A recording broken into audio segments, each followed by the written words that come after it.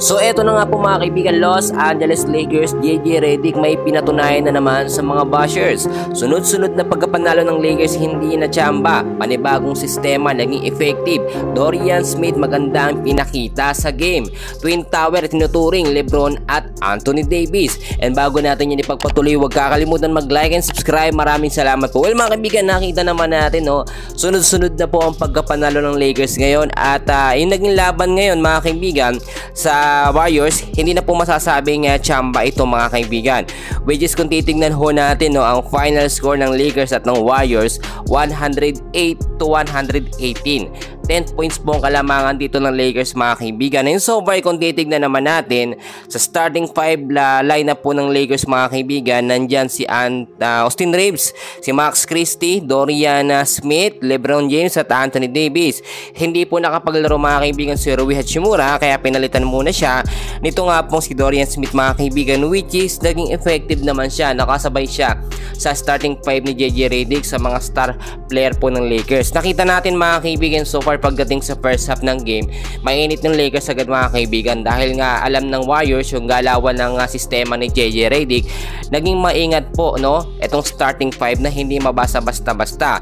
At ganoon din, marami kasing mga errors nangyari mga kaibigan sa Warriors, which is sinamantala po yun ng Lakers mga kaibigan.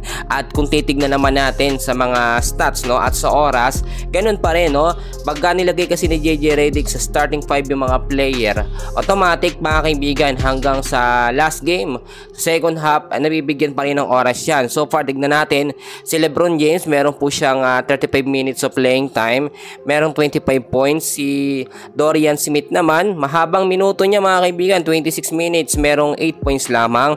Etong si Anthony Davis, 36 minutes of playing time, 36 points. So far, siya ang pinakamataas ng puntos mga kaibigan. Austin Reeves mga kaibigan, kung titignan natin, 39 minutes of playing time, merong 16 points. Si Max Christie 31 minutes, merong 11 points. Pero maraming nakapansin mga kaibigan, ang legit na mga sentro ng Lakers hindi po binibigyan ng minuto nitong si JJ Redick. Nakita nyo si Christian Coloco na may mapapatunayan naman talaga sana.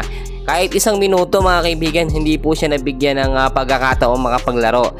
Samantalang si Jackson Hayes, nabigyan po ng 12 minutes of playing time pero walang puntos 0 points po siya. Kaya naman dapat, very unfair din ito si JJ Redick, bigyan niya rin ng minuto. Ito pong si Christian Coloco, which is nakakita naman natin marami nang napatunayan.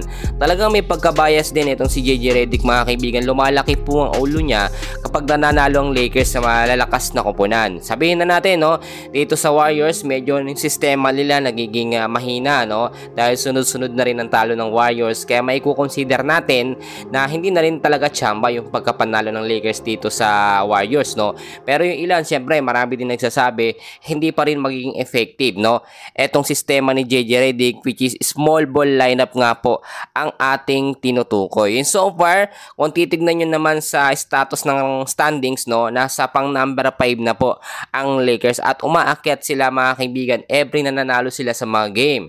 Ang sinasabi ko dito mga kaibigan, gayon din sa mga updates. So si JJ Redick, itinuturing take note, itinuturing ho niya na twin tower para sa kanya lamang etong si Anthony Davis at si LeBron James, which is parehas po yan na power forward pero syempre ang ginagamit na sentro ngayon si Anthony Davis mga kaibigan kasi nga naman all around.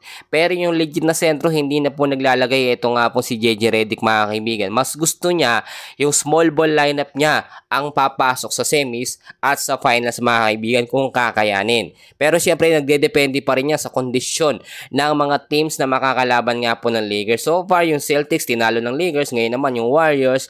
So ang ganda tignan natin yung mga susunod na kaganapan kung mag-a-adjust ba ulit ito si JJ Redick, itong Lakers sa kanilang mga susunod po na mga laban. So far yan muna ang update natin, napakuusap. Huwag kalimutan mag-like and subscribe sa ating channel bilang pagsuporta. Maraming salamat po.